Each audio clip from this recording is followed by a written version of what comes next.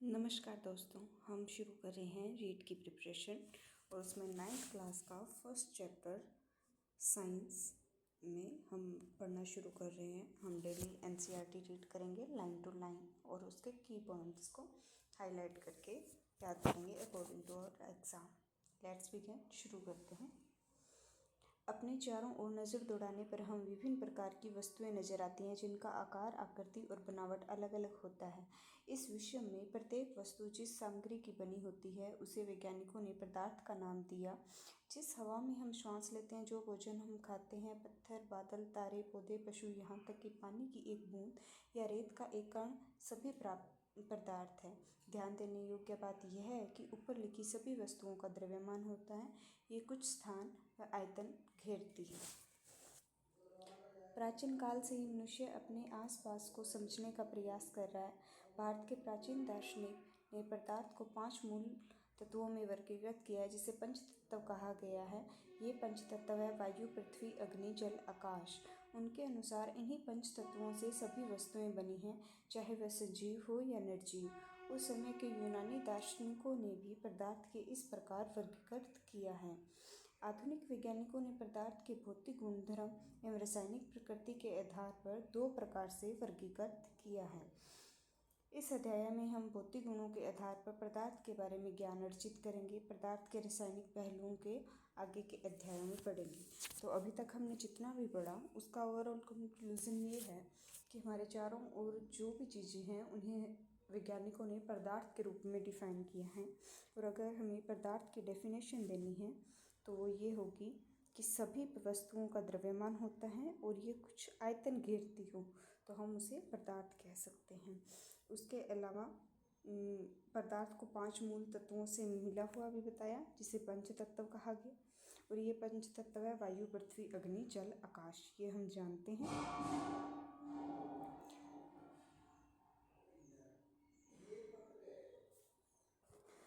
और पदार्थ को भौतिक और रासायनिक दोनों गुणधर्मों के हिसाब से बांटा गया है।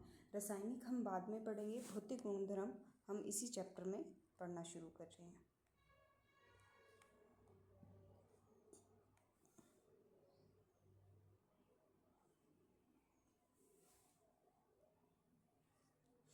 उसके बाद में पदार्थ का भौतिक स्वरूप। तो भौतिक स्वरूप कैसा है? पदार्थ कणों से मिलकर बना होता है। ये इसका फर्स्ट पॉइंट है कि पदार्थ किससे मिलकर बना होता है? कणों से। अब ये स्टेटमेंट हमें याद रखना है, पदार्थ कणों से मिलकर बना होता है। कैसे बना होता है ये हम आगे समझते हैं। बहुत समय तक पदार्थ की प्रकृति के बारे में 2 विचारधाराएं प्रचलित थीं। एक विचारधारा का यह मानना था कि पदार्थ लकड़ी के टुकड़े की तरह सतत होते हैं, और परंतु अन्य विचारधारा का मानना था कि पदार्थ रेत की तरह कणों से मिलकर बने होते हैं। आइए हम क्रियाकलाप द्वारा पदार्थ के स्वरूप के बारे में निर्णय करते हैं, सतत है या कणों से मिलकर बने हैं। तो पहला ये जो क्रियाकलाप है, इसके अंदर क्या किया है? एक 100 ml का बीकर लिया है और इस बीकर को जल से आधा भरकर निशान लगा दिया और इसमें नमक या शर्करा यानी कि चीनी डाल दी। उसके बाद में उसको मिक्स करने के बाद में फिर से वेट चेक किया कि ये चेक किया कि कितना स्तर पानी का ऊपर आया। तो हम देखते हैं कि जितना स्तर पहले था, ये 100 ml पहले था, 100 ml बाद में है। तो इन प्रश्नों का उत्तर पाने के लिए हमें इस विचार को स्वीकार करना होगा कि सभी पदार्थ कणों से मिलकर बने होते हैं। उपरोक्त क्रियाकलाप चम्मच में रखी गई नमक या शर्करा और पूरे पानी में घुल गई है, जैसा कि चित्र 1.1 में दिखाया गया है। ये देखिए यहाँ पे इस डायग्राम के अंदर देखिए, ये यहाँ पे ऊपर पानी और ये सब दिया गया है। पानी था, उसके अंदर नमक डाला और नमक इसके अंदर बिल्कुल अच्छी तरह से मिक्स हो गया है और जल के कणों के बीच के रिक्त स्थान में समावेशित है। ओके, अब अगला क्वेश्चन ये उठता है कि पदार्थ के कण कितने छोटे हैं। तो छोटे करने के लिए फिर से हमने एक एक्सपेरिमेंट किया है।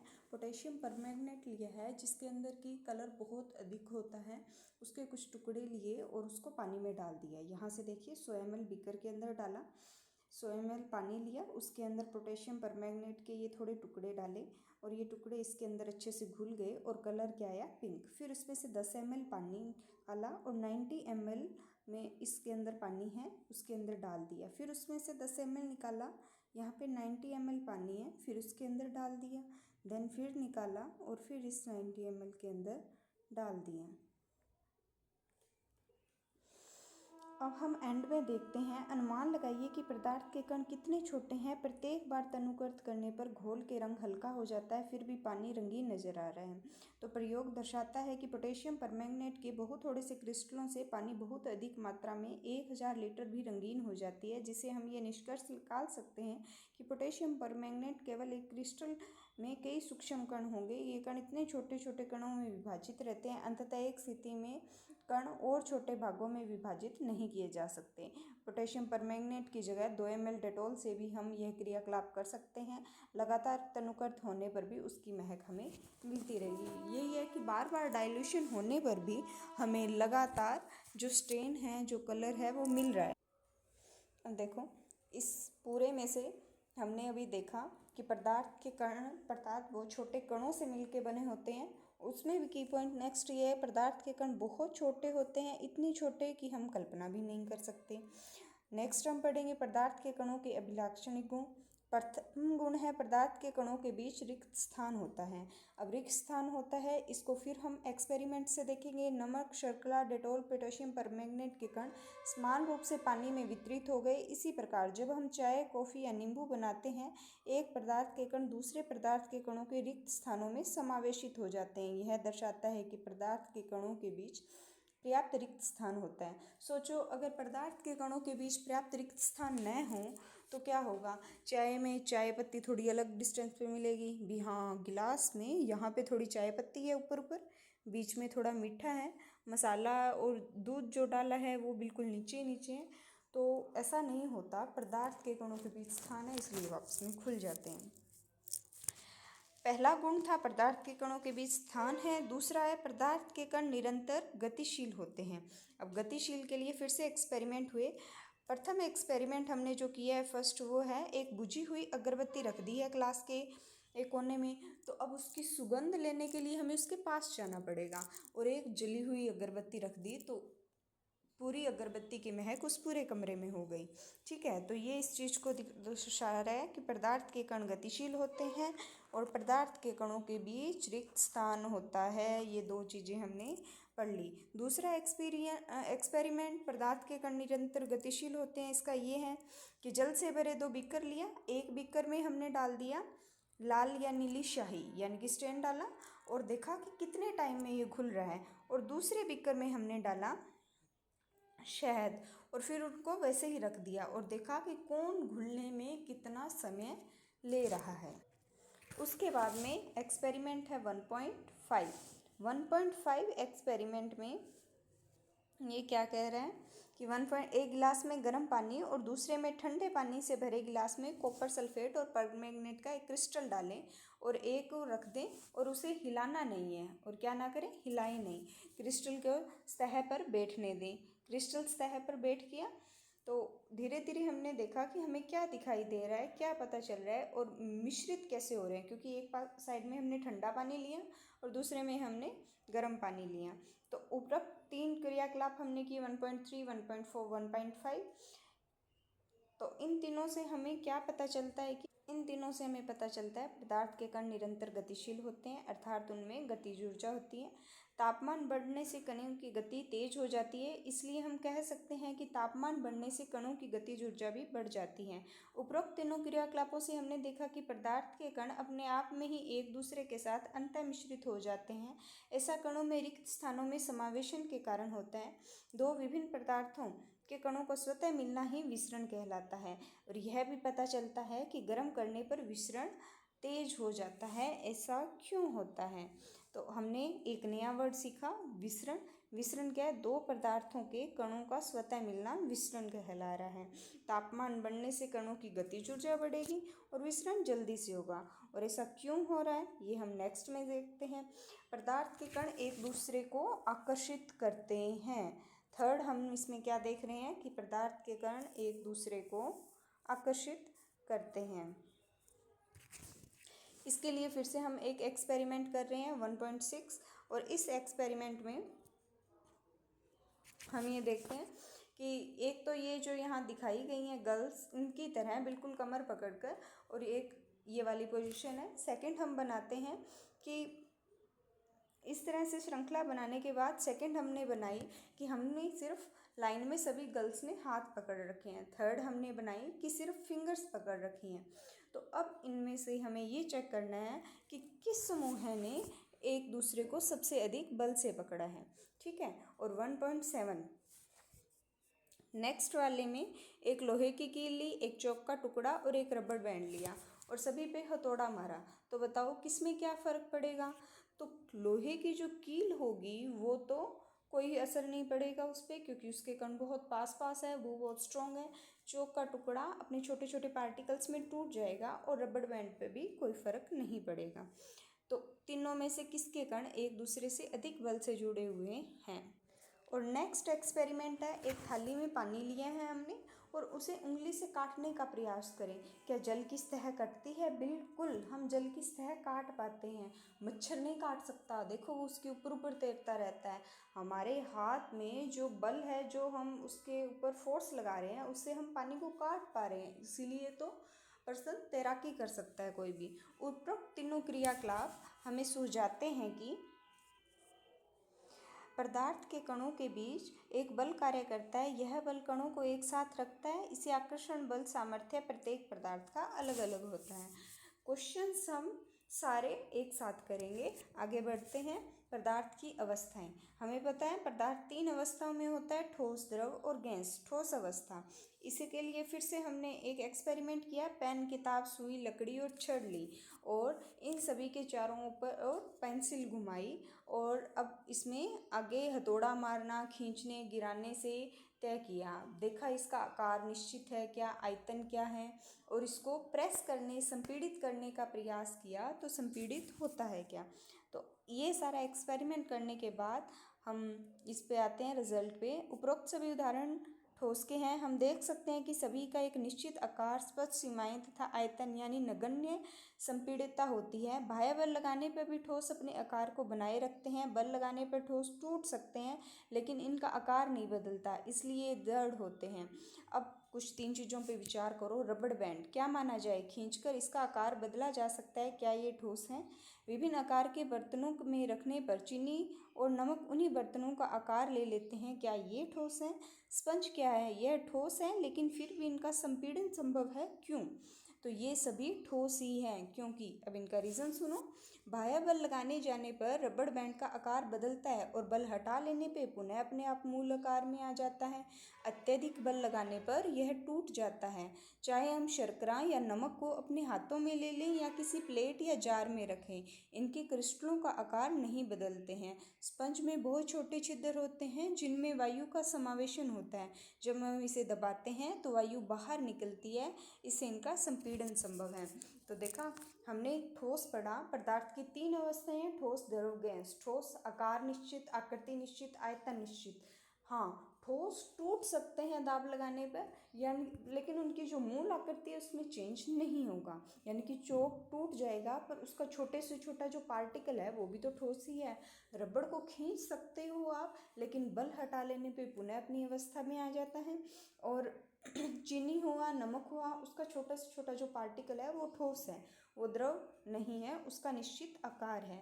और स्पंज को संपीड़ित कर सकते हो क्योंकि उसके बीच में एयर ने जगह ले रखी है। ओके, नेक्स्ट है द्रव अवस्था। इसके लिए फिर से हमने एक एक्सपेरिमेंट किया और इस एक्सपेरिमेंट में हमने देखा जल, खाना पकाने का तेल, दूध, जूस और ये सब कुछ, शीतल पेय आदि लेके आकार के बर्तन प्रयोगशाला में सिलेंडर की सहायता से 50-50 ml पर निशान लगा लिए। अब 50 ml पर निशान लगाने के बाद हमने इनका जो बर्तन है उसको चेंज किया। बर्तनों को अलग अलग बर्तन में डाल के देखा इनको, क्या द्रव का आकार एक समान रहता है? नहीं।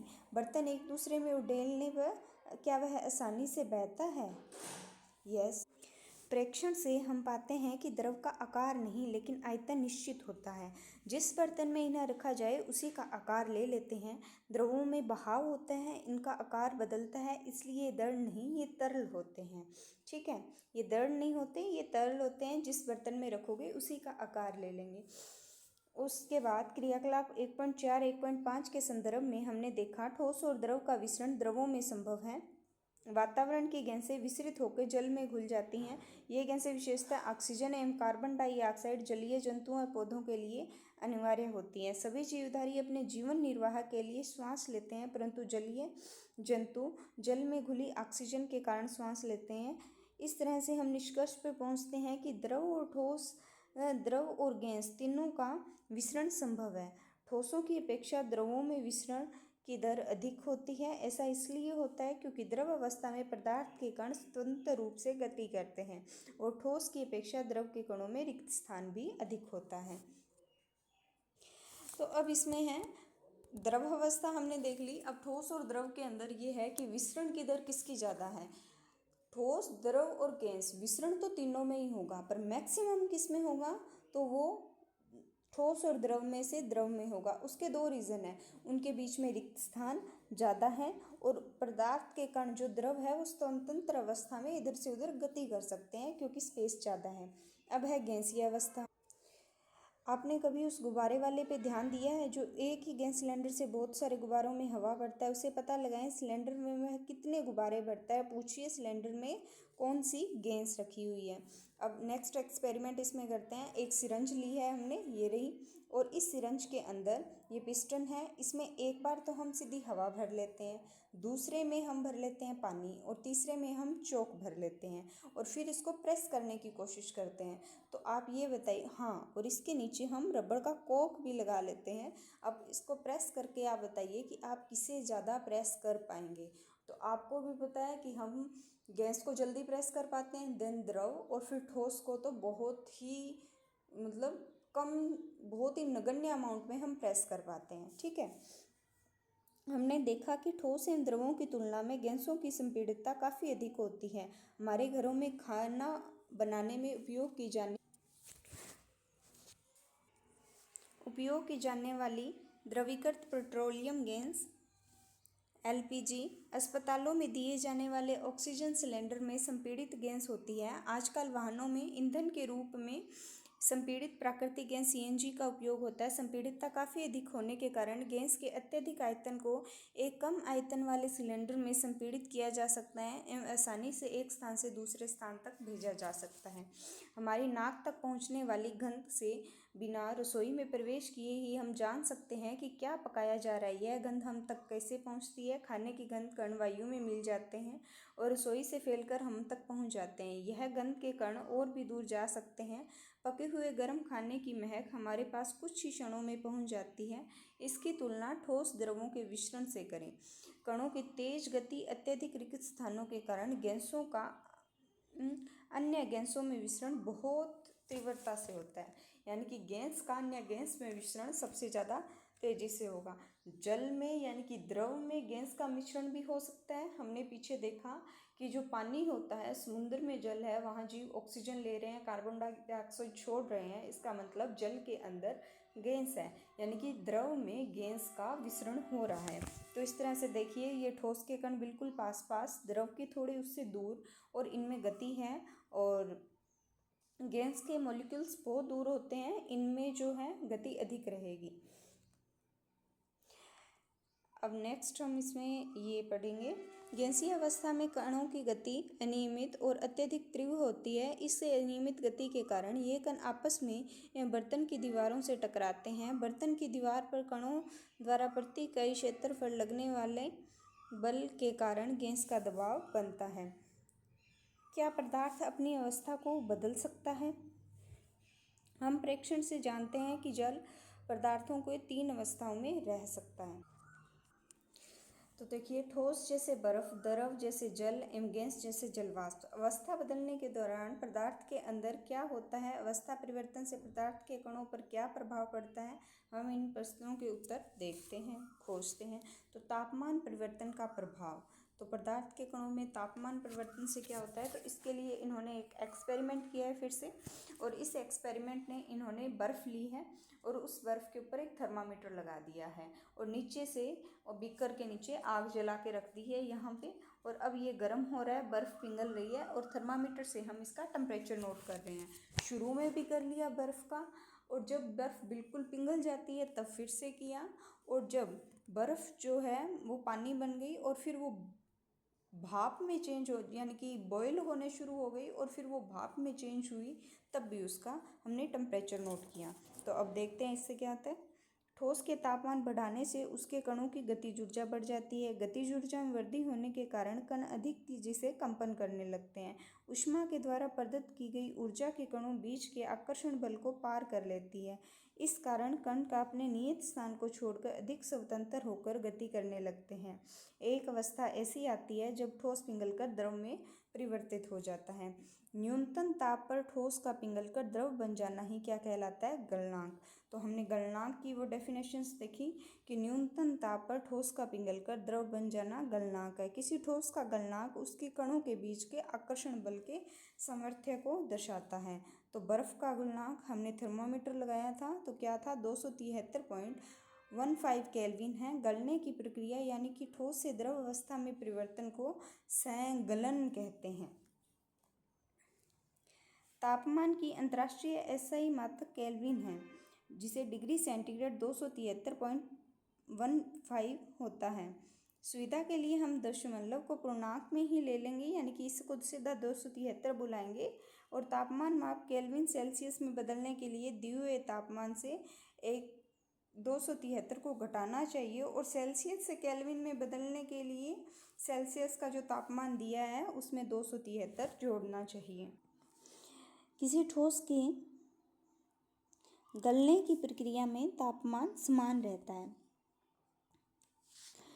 तापमान समान रहता है, ऐसे में ऊष्मीय ऊर्जा कहाँ जाती है, गलने के प्रयोग के प्रक्रिया के दौरान। आपने ध्यान दिया होगा कि गलनांक पर पहुंचने के बाद जब तक संपूर्ण बर्फ पिघल नहीं जाती, तापमान नहीं बदलता, बीकर को ऊष्मा प्रदान करने के बावजूद भी ऐसा होता है। कणों के पारस्परिक आकर्षण बल को विस्फुट करके पदार्थ की अवस्था को बदलने में इस ऊष्मा का उपयोग होता है। चूंकि तापमान के बिना किसी तरह की वृद्धि दर्शाए ऊष्मीय ऊर्जा बर्फ अवशोषित कर रही है, यह माना जाता है कि यह बीकर में ली गई सामग्री में छुपी रहती है, जिसे गुप्त ऊष्मा कहते हैं। यहाँ गुप्त ऊष्मा का अभिप्राय छुपी हुई से है। वायुमंडलीय दाब पर एक केजी ठोस को उसके गलनांक पर द्रव में बदलने के लिए जितनी ऊष्मीय ऊर्जा की आवश्यकता होती है, उसे संकलन की प्रसुप्ति ऊष्मा कहते हैं। यानी कि गुप्त ऊष्मा की अगर परिभाषा देखनी है तो वो ये है, वायुमंडलीय दाब पर एक केजी ठोस को उसके गलनांक पर द्रव में बदलने के लिए जितनी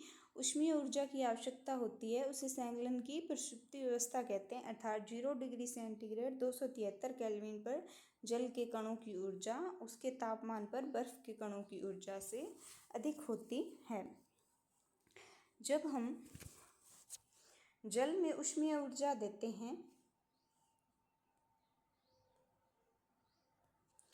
तो अधिक तेजी से गति करते हैं, तो कण अधिक तेजी से गति करते हैं। एक निश्चित तापमान पर पहुंचकर कणों में इतनी ऊर्जा आ जाती है कि वे परस्पर आकर्षण बल को तोड़कर स्वतंत्र हो जाते हैं। इस तापमान पर द्रव गैस में बदलना शुरू हो जाता है। वायुमंडलीय दाब पर वह तापमान जिस पर द्रव उबलने लगता है उसे उसका क्वथनांक कहते हैं। तो क्वथनांक की डेफिनेशन है, वायुमंडलीय दाब पर वह तापमान जिस पर द्रव उबलने लगता है उसे क्या कहते हैं, क्वथनांक। क्वथनांक समष्टि का गुण है, द्रव के सभी कणों में इतनी ऊर्जा मिल जाती है कि वे वाष्प में बदल जाते हैं।